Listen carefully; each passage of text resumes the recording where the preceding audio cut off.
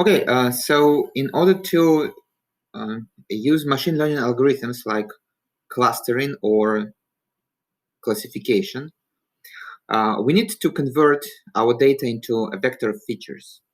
So that's the idea. So, and conceptually, when we construct word embeddings, we want to assign a vector to every word so that vectors, the structure of the vector space is somehow consistent with semantics that observed in our corpus. Well, and what does it mean? So it means the following things, basically. Something like this. The vector for France plus the vector for capital should be the vector for Paris, right? So because Paris is a capital of France. Or since the relationship of a man to a woman is the same as the relationship of a brother to a sister, so it's the difference in gender. So it means that we want that the vector for man minus the vector for woman should be the same as the vector for brother minus the vector for sister. Right? Well, and this is on top of the fact that we want vectors corresponding to similar words, corresponding to synonyms, to have high cosine similarity.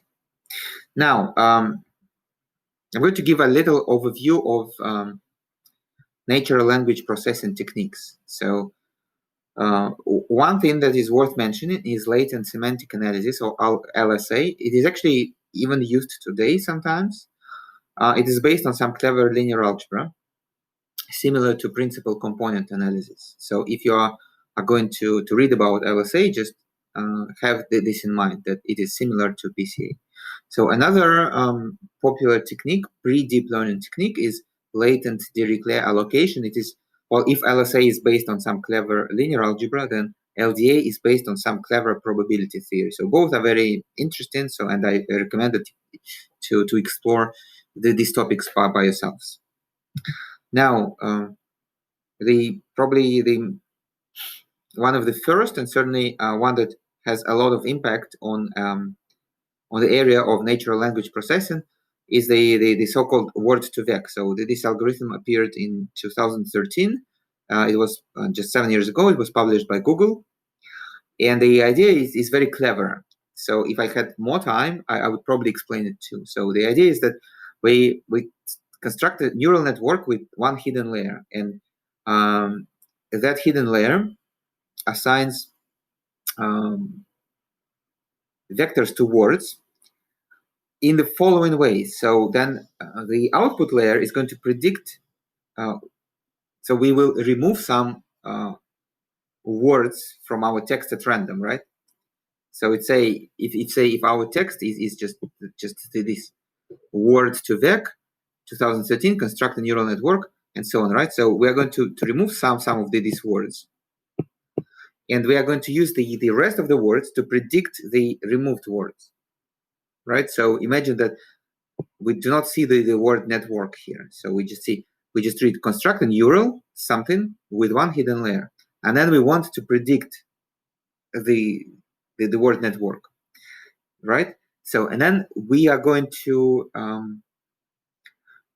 construct this hidden layer in a way so that we can effectively predict the masked words. Well, GLOV stays for global vectors, is a different idea. So I have chosen to explain GLOVs because GLOV is a bit probably easier, even though it appeared later, it is a bit easier to explain. And because it kind of, it has this nice algebra, so it has to do with homomorphisms and with explicitly imposing the semantic structure onto the vector space structure. Well, and finally, so there are some very modern NLP techniques, such as BERT that just appeared two years ago.